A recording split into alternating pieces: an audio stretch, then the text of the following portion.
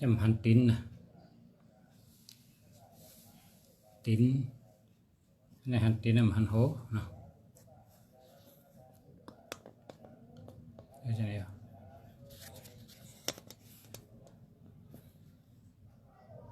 นี่ยหันนะทำเลยหันนะ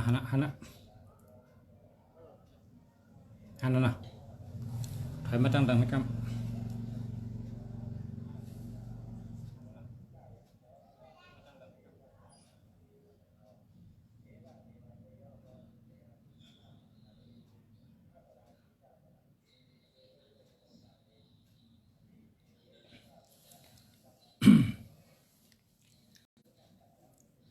สา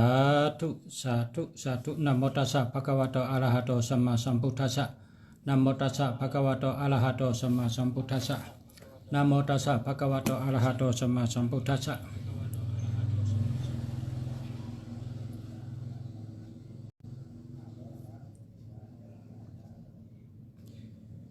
สิวริจะมหานามัมสัปปะราภัมภวิชติเทระสะอนุภวินะสัพพิหุนตุเปียมะมะสิวริจะมหานามัมสัปปะราภัมภวิชติเทระสะอนุภวินะสัพพิหุนตุเปียมะมะสิวริจะมหานามัมสัปปะราภัมภวิชติเทระสะอนุภวินะสัพพิหุนตุเปียมะมะองค์ตนคู่รองเจ้าสิวลี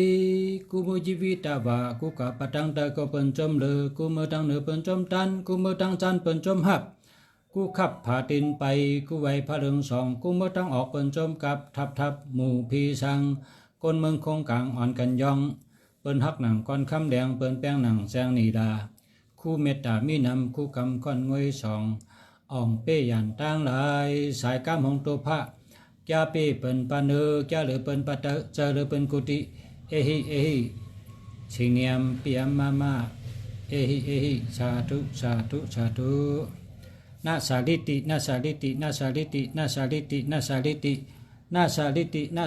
ิยันหลับลิกูขิงกูยันกูวันกูเดินกูปียันหลับดีเสกำขา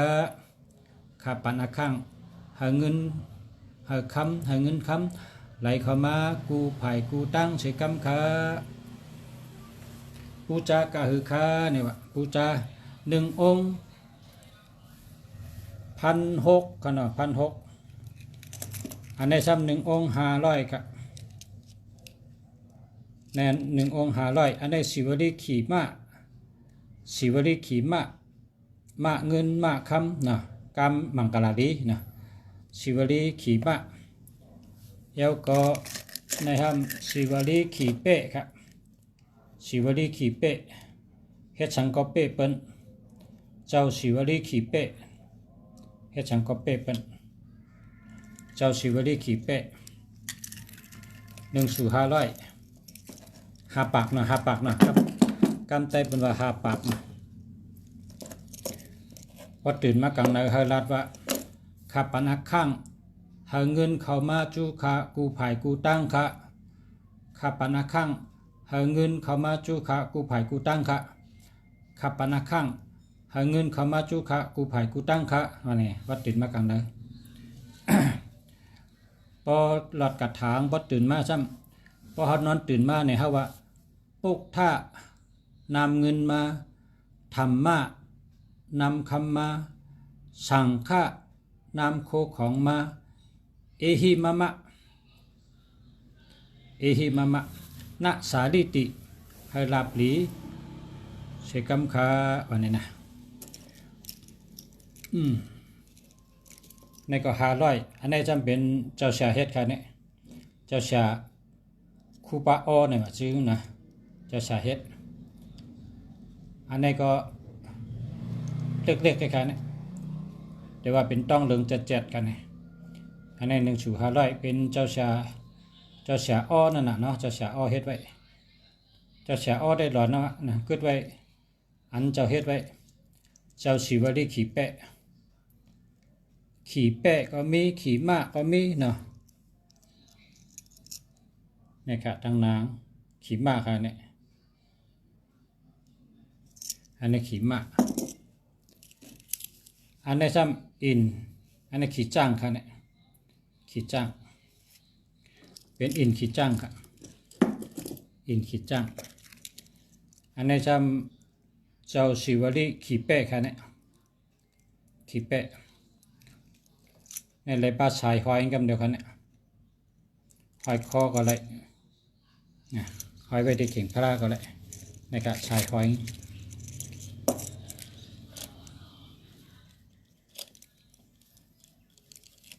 ช่างใจเนี่ยค่ะก็ฉากก็ช่างใจค่ะนี่นะครับเจ้าศิวลีขีเป้เฮ็ดสังก็เป้เป็นพอมีเจ้าศิวลีในหลุดรัดกถากูวันรัด7 กรรมศิวลีจะมหานามัมสัปปะลาภัมภวิชติเทระสะอนุภเวนะสเปหุนตุปิยมะมะนี่ว่านั้นแก7 กรรมอันนี้ก็เจ้าศิวลีอันนี้ก็ขีเป้ค่ะเนี่ยเจ้าศิวลีขีเป้มันเป็นมังกรลีนั่นค่ะเป้ก็เป้เป็นนั่นค่ะนะศิวลีขีเป้มันเป็นมังกรลีขีเป้เป้เป็นอันก้นตีตองกี้เนี่ยนะ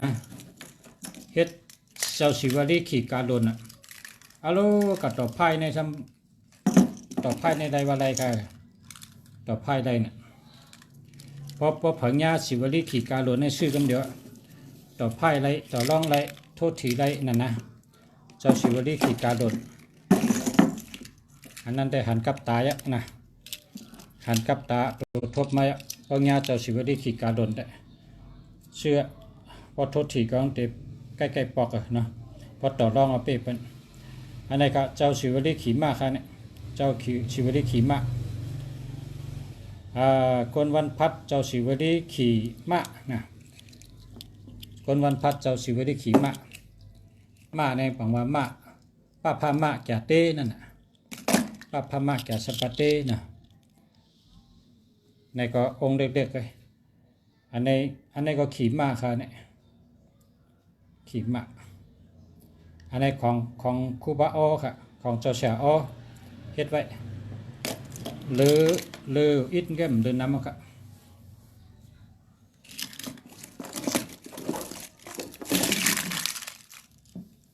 นี่เฮ็ดไว้ใส่สายไว้ให้ไหนครับขาดใส่สายไว้ใส่กรอบไว้ก็ในพอเผยมาปูจ้าก็ให้ใจไล่กว่า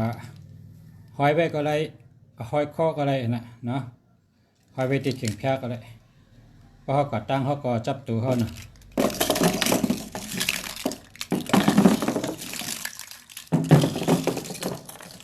กำในทำอันชูใหญ่ๆนี่ค่ะนะชูใหญ่ๆนี่ครับมีปลาเหแล้วก็มีเต่าเหแล้วก็มีนักกาเหค่ะเนี่ยนักกา1/500ค่ะ1/5อย่างก็5 ปากนะ5 ปากเงินไทยนะ5 ปากก็คือค่าประชาเนี่ย5 ปากครับ500ผู้เจ้าไรเจ้าศิวลีลาบลี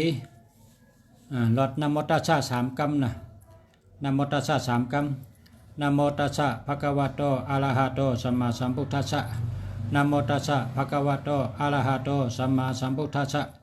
นะโมตัสสะภะคะวะโตอะระหะโตสัมมาสัมพุทธัสสะศิวลีจะมหานามัมสัปปะลาภัมภวิชติ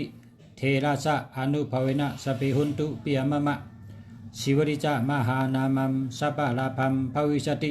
เทระสะอนุภเวนะสปิหุนตุปิยมะมะศิวลีจะมหานามัมสัปปะลาภัมภวิชติเทระสะอนุภเวนะสปิหุนตุปิยมะมะศิวลีจะมหานามัมสัปปะลาภัมภวิชติเทระสะอนุภเวนะสปิหุนตุปิยมะมะศิวลีจะมหานามัมสัปปะลาภัมภวิชติเทระสะอนุภเวนะสปิหุนตุปิยมะมะว่า7 กรรมกันนะว่า7 กรรมกถาเจ้าศิวลีในได้ว่า7 กรรมค่ะเพราะใครรู้เจ้าศิวลีก็รู้หมอก7 ลงนะหมอก7 ลงก็เป็นหมักไม่ก็7 ลุกแค่ไหนครับเพราะใครรู้จะเจ้าในเกียก7 ไตเต้นหอมก็7 ต้นให้ไหนครับนะพอเขาเตะกะตั้งเขาก็ไตเต้นหอม7 ต้นชุดต้องว่าคาเตะกะตั้งให้กับยัดไขมันใส่กัมคาให้ลาบดีใส่กัมคาปูจาองค์เท่าไหร่ครับนะองค์500 คาองค์ประกอบที่สำคัญ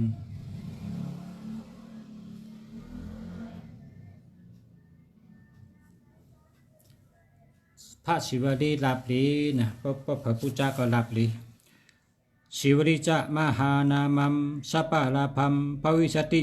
เทระชะอนุภวินะสปิหุนตุปิยมะมะ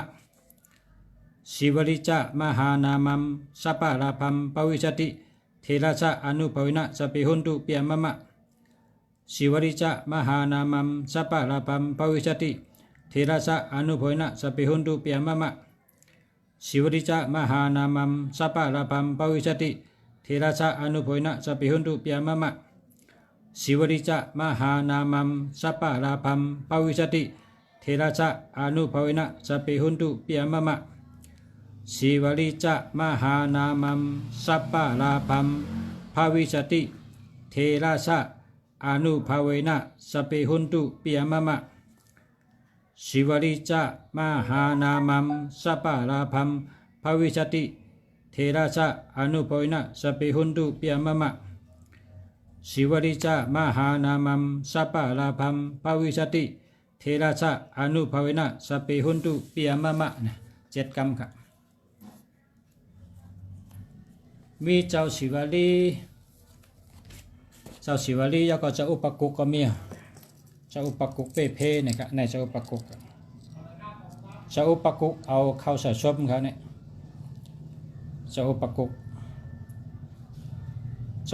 ก็เกิดหาสู่แกครับเจ้าอุปกุกนะเกิดหาสู่แกเจ้าอุปกุกอันนี้ก็เป้เพกันเนี่ยเป้เพปสองก็ลดเพนั่นขนาดเนาะลดเพอันนี้เจ้าอุปกุกเอาเข้าใส่ชมเขาเนี่ยเจ้าอุปกุกมีเจ้าอุปกุกเฮเจ้าศิวลีเฮเจ้าสังเกตเจเฮเนี่ย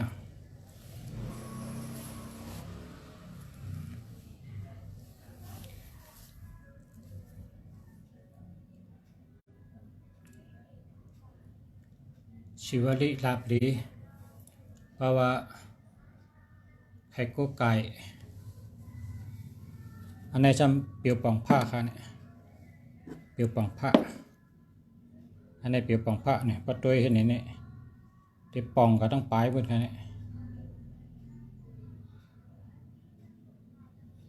ยปลายก็มีหูเห็นเนี่ยฮาราเปียวป่องผ้าเนี่ยเขาห้องอันนี้จำเจ้าสังเกตเจนี่ค่ะเจ้าสังเกตเจเก็บเงินปลายตั้งค่าห้าเนี่ยเก็บเงินปลายตั้งก็ไรค่าเก็บเงินปลายตั้งก็ไรโอนก็ไรอันนี้นกข้างสากับคำนะครับว่าเนี่ยนกข้างสากับคำนกข้างสาแล้วก็เจ้าอุปกุกแล้วก็เจ้าเปิดเงินเจ้าเปิดคำเนาะเจ้าเปิดเงินเจ้าเปิดคำม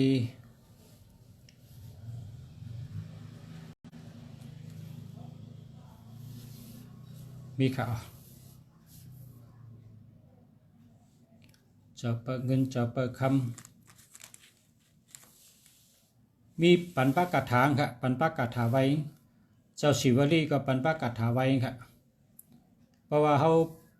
ส่องอันใดก็เขาหรือว่ากาถาง7 กรรมกาถาเจ้าศิวลีก็7 กรรมนะเพราะเขาไว้เพราะเขามีเจ้าอุปกุกเขาก็ว่ากาถาเจ้าอุปกุก7 กรรม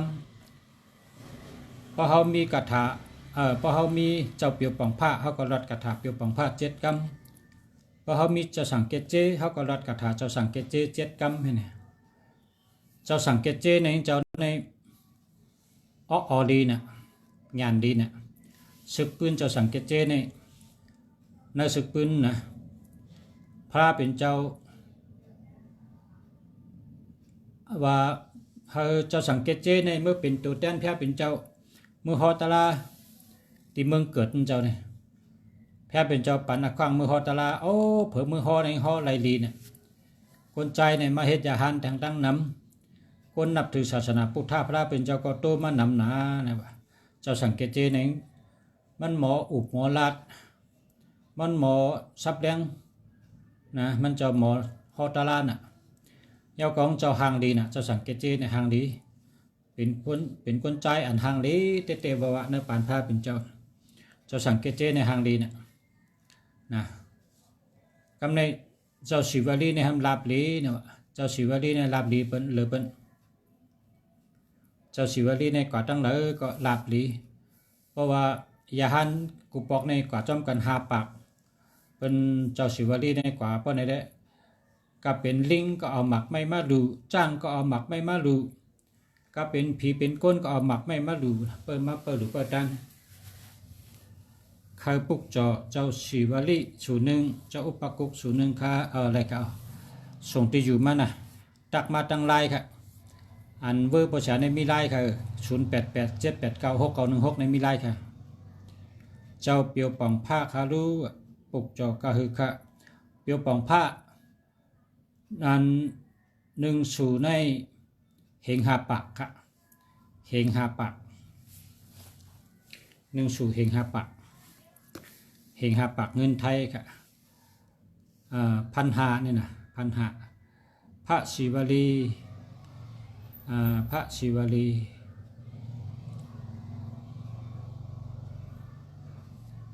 พระศิวลีพระอะไรที่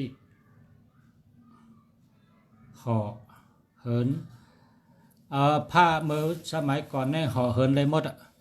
จะอุปกุกในสานได้วินได้นะเจ้าอุปกุกเนี่ยนะมีปอกว่ะนักกาในทำมาไว้ยาหันว่ะนักกามาไว้ยาหันกับในการหล่นในทำที่มากินนักกาการหล่นทำมาลำกินนักกาก็ในนักกาก็ย้อนตั้งใจแถมที่มนจ้างเขาอ่ะเจ้าเขาใจข้าอินเน่การหล่นได้กินข้าวใจข้าแล้วเนี่ยเจ้ายาหันอันเป็นว่าใจร้ายการหล่นในตัวใหญ่นะใจมันได้เนี่ยว่าข้าในมีเหมือนจังอันเป็นคู่รองเจ้าอุปกุกนั่นเป็นก็ว่ากว่าจู้เจ้าอุปกุกเจ้าอุปกุกเนี่ยเป็นเจ้าสั่งอ่อนไงกว่าจู้เจ้าอุปกุกเนี่ยแก่หนักเนี่ยว่าข้าในนักกาในกาจูเจ้าอุปกุกในกาจูนักกาเพราะว่านั้นก็เจ้าสั่งอ่อนก็ว่านักกาอยู่ไว้นิ่มๆนั่งไว้ดีๆกำพวกกาหลุนมาเขาเตะเฮปันเกเนี่ยเจ้าอุปกุกรัดจังเนี่ยก็ในพอกาหลุนมาก็เจ้าอุปกุกในเป่ากระถาเป่าใส่กาหลุนก็ปิ้วขึ้นภาคกาหลุนมาจำเลยคำในนักการในว่าเกจูใหญ่นะเจ้าเขาจอยค่ะขอบใจนะที่เจ้าจอยค่ะข้าติดตัวปุ่งเกจูเจ้าเขานี่ว่านักการในมือกับขึ้นมือนักการเป็นเมื่อเป็นนักการในก็เป็นคนเอาคำนักการน่ะเมื่อเฮ็ดจองเฮ็ดสีหลังครับว่าในเมืองนักการเนี่ยเฮ็ดหรือเจ้าอุปกุกในเฮ็ดสีหลังจ้องแก้วจ้องแสงนั่นน่ะเฮ็ดไว้เจ้าอุปกุกในอยู่ในน้ำสีป้าอยู่ในร้อยสีป้าเนี่ยนะสีป้าตายอ่ำเน่าสีป้าเท่ามันตายนี่เลยเจ้าประกุกเนี่ยนะตายอยู่ในน้ำไปพอใครมาเมืองก้นของสารมาวินมาตุงซ้อมพอมาตุงซ้อมมาผมขึ้นเบอร์กับที่เมืองนักกาบุญเมื่ออยู่ที่เมืองนักกาในน้ำบุญเลยอยู่ในน้ำปังไหลนะเพราะว่าอันสารได้วินได้เนี่ยจะอุปกุกได้สารได้วินได้เตี้ยๆกับในขุนหอกคำทำเฮ็ดกองมูลูขุนหอกคำเฮ็ดกองมูลูเหี่ยวเลยผ้าเป็ดที่กองมูติ๊กๆตั้งได้หยัดน้ำก็ในขุนหอกคำกับตึงปังจอยานเขาว่ากองมูเขาในโปเฮ็ดยาวปฏิหยัดน้ำจำทิ้งพุดเป็ดติ๊กเจ้าเขาจังเฮ็ดบรรลัยห้าจอยานเขาว่าเฮ็ดอะไรเขาหลุมมือปังเจ้าอุปกุกมาเนี่ยเจ้าอุปกุกในมีกะเลเนี่ยมีในเมืองนักกาบุญมีจองที่เมืองนักกาบุญวันนี้ก ก็ในเจ้ายาหันตาเขาในสารลงเมื่อกับปังเจ้าอุปกุกมาเจ้าอุปกุกก็ว่าเจ้าเขาลองตั้งเจ้าเขามาในขาหัววะเนี่ยวะเจ้าเขาเมื่อทานตั้งกำขัดในมือจำหลังเนี่ยวะกำในเจ้ายาหันในก็ขึ้นสารมาในเมืองกลสารมาวินมาขึ้นในเมืองกลพอถึงมาฮอดย่องเนี่ยเจ้าอุปกุกในสารวินมาฮอดอันตั้งเนี่ยวะเจ้าอุปกุกในเป็นเจ้าสังอ่อนเนี่ยวินมาฮอดอันตั้งสารมาอันตั้งกันในเจ้ายาหันเขาว่าโอ้เจ้าเขาในไว้หรือเขารู้ในเนี่ยกันในเมื่อพกมาคนออกคำก็มาทบนั่นมาไว้คนออกคำมาไว้ก็บังเมื่อพกในเจ้าเขามือตุ้งซ้อมในวางหกคำนากูเจ้ากูป้าขัดในร่องซ้อมกันในพวกเปิดมือตุ้งซ้อมในเป็นร่องกูป้าเจ้าอุปกุกในคนออกคำร่องคนออกคำว่ากึดไว้ก่อนเจ้าอุปกุกในกึดไว้ตั้งหลังกำคนออกคำเตะลัดตัววะเจ้าอุปกุกก็เลยเป้ไปกันในเจ้าคนออกคำในสายบาลองซ้อมเหี่ยวเขาว่าเจ้าแก้วมือแหละกันในพวกเจ้าคนออกคำในจามตัวเจ้าอุปกุกในแก้เต้เนี่ยวะกับปล่อยจ้างปลายเนี่ยจ้างตึกซึกเนี่ยปล่อยกับลำเจ้าอุปกุกจ้างอันเหยียบก้นตายนั่นนะกันในจ้างในพาในลำเจ้าอุปกุกมาเจ้าอุปกุกว่าคนออกคำในจามเขาเจ้าเนี่ยเจ้าอุปกุกจังเป่ากระถาจี้ใส่จ้างเย็นเป็นหมาหินไปเลยคำในก้นชึกเมื่อดัดคนออกคำว่าเจ้าหอกคำจ้างเจ้าเขาเป็นหมาหินไปได้วะเที่ยงเป็นนั่นแหละกับลำเจ้าอุปกุกเอากระถาจี้ใส่เป็นหมาหินไปได้วะก็ในคนออกคำเมื่อกับไว้ถึงที่ก้องเจ้าอุปกุกขาตะกาจามด้วยแกข้าเลยตั้งใจกับข้าได้จามด้วยเจ้าเขาแกเจ้าเขาขึ้นเฮ็ดให้จ้างข้าเป็นหมาหินก่อนในข้าเชื่อหลายพอหลุดตึกซึกมาในมันเป็นจ้างไปเป็นจ้างตึกซึกข้าแต่ย้อนให้เจ้าขึ้นเฮ็ดให้เป็นจ้างขึ้นดังไรเจ้าอุปกุกว่าไรเขาแต่เฮ็ดให้เป็นจ้างขึ้นเพราะนั้นกำนันก็เจ้าอุปกุกในเป่าน้ำปันว่าพอเมื่อฮอตตีหมาหินนั่นก็เอาแพทย์ใส่หมาหินนั่นนะแต่เย็นเป็นจ้างขึ้นกำเดียวนะก็ในคนออกคำดังก้นซึกเขาก็เมื่อฮอตตีหมาหินเอาน้ำมันเจ้าอุปกุกยุกเหี้ยก็แพทย์ใส่ตีหมาหินลงขึ้นเป็นจ้างลงขึ้นมาขึ้นคนออกคำก็ขึ้นห้องจ้างมือก็ขึ้นในวางหอกคำเนี่ยนะเจ้าอุปกุกในแก่น่ะก็ในปุ๊บถึงเปิ้นเตะต่างกองมูต่างที่กองมูเนี่ยพี่เขาได้มาเฮ็ดกองมูที่พูดกันนี่ก็ในเป็นปังเจ้าอุปกุกเนี่ยกับมัดผีเจ้าเนี่ยนะเจ้าอุปกุกในมัดจับร้อยไปมัดจับร้อยไปเห็นก็ว่าสูเจ้าเนี่ยเป็นเฮ็ดเครื่องหมายที่ศาสนาพระเป็นเจ้าสูสัมกายะเขาได้ปันตามชูเขาได้มัดชูไว้นะเจ้าอุปกุกในเป่ากระถาเป็นเชือกให้ก็มัดผีจับร้อยแบบผีนี่ก็ต้องป่านให้ก็เจ้าอุปกุกก็ปล่อยเจ้าอุปกุกว่าพอเป็นหยัดน้ำเยาก่อนนะให้เป็นเฮ็ดปล่อยหยัดน้ำให้7 วันก่อน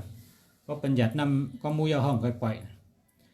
การในเป็นก็หยัดน้ำเฮ็ดปล่อย7 วันยาวเจ้าอุปกุกก็ขึ้นมาลัดดอกผีว่าจังสุเตยาก้นแทงจังสุเตเก้าก้นแทงหื้อห้อมเก้าขาห้อมยาก้นแทงเขาเตเฮ็ดก้นดีเขาเตเฮ็ดเป็นผีดี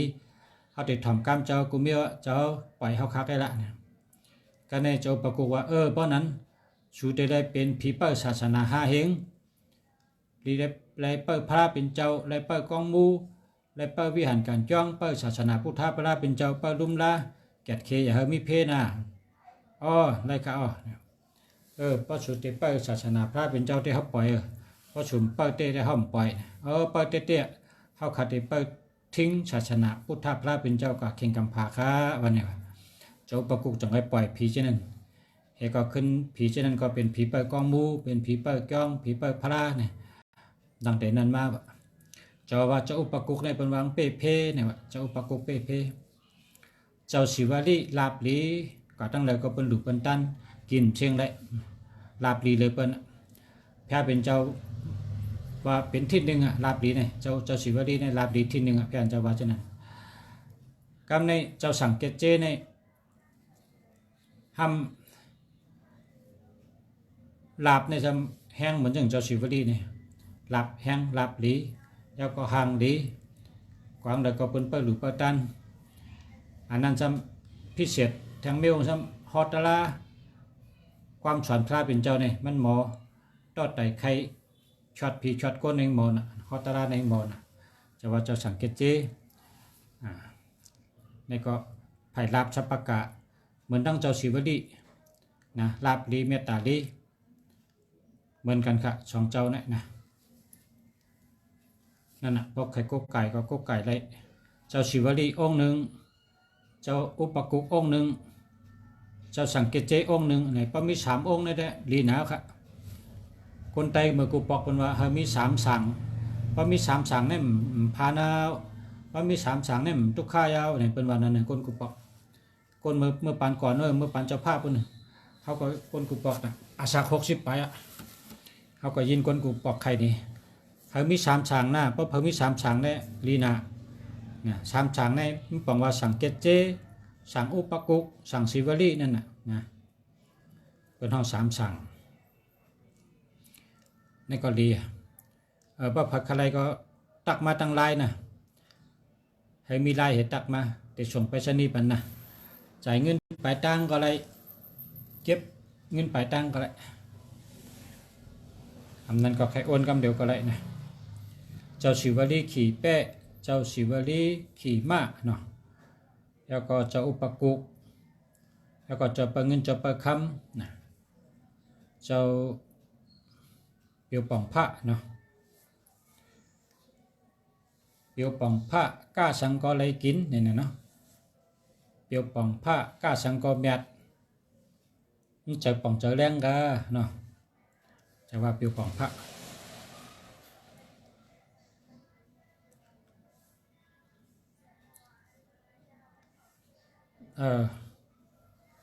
วันไหนก็วันไหนได้หลัดลอง3 สั่งนะครับค่ะสั่งศิวลีลาบลีสั่งอุปกุกเปเพสั่งเกจเจอันนี้ก็ลาบลีกันนะลุงฉากลาดนั้นลุงฉากก็ว่าเจ้าศิวลีลาบลีเจ้าอุปกุกเปเพเจ้าสั่งเกจเจสะเทต่อโจในลุงฉากว่านะเพราะว่าเมืองเขตนี่เป็นกุ๊กไก่เจ้าสั่งเกจเจเป็นว่ามันอยู่ดีปีชันนะครับเจ้าสังเกตเจในอยู่ดีปีชันอันเมื่อปืนเพศศาสนานั้นเมืองเขค่ะเจ้าสังเกตเจเนี่ยเมื่อปันเจ้าเมื่อปืนเพศศาสนาในเปิ้นไปฮู้จักศาสนามันเจ้าไล่เอาหมอกหมูในเฮ็ดจองนะเวอร์หมูในเฮ็ดจองพอผลมาก็มันมีกรุ๊ปนะกูบอกนะกรุ๊ปมีจองมีเอาเวอร์หมอกหมูในขึ้นเอาเวอร์หมูในมาว่างอันนี้ก็โหงเจ้าจะว่าเจ้าสังเกตเจในบางทีเขาเฮ็ดห่างเบอร์โมอยู่เนี่ยก็โหงเจ้าเนี่ยเมื่อปานก่อนเนี่ยมันศาสนาพุทธาไปฮอดเมืองเขไปฮอดไปถึงเจ้าสังเกตเจเนี่ยจะเมื่อปืนเพศศาสนาแล้วเมืองเขนั่นนะจะว่าพี่น้องเขเขาแล้วเมืองเขในก็ไก่เจ้าสังเกตเจนำเลยเปิ้นนะเปิ้นห้องพาราปีเนี่ยนะพาราปีนะพาราปีนี่พอเอากำแฉไปต่างว่าก็โหเฮงมันดีนะครับโหเฮงดีอยู่ดีปีชันหวานหูใหญ่หวานหูยาวนะคนตีอยู่ดีปีชันเขาเกี่ยวจังนั้นครับนะพี่น้องเมืองเขตในเป็นเกี่ยวจังนั้นอยู่ดีปีชันอยู่ดีปีชันดีเนี่ยจะสังเกตเจเนี่ยนะแต่ในเมืองเขตในคันเป็นก็ไก่นำให้เป็น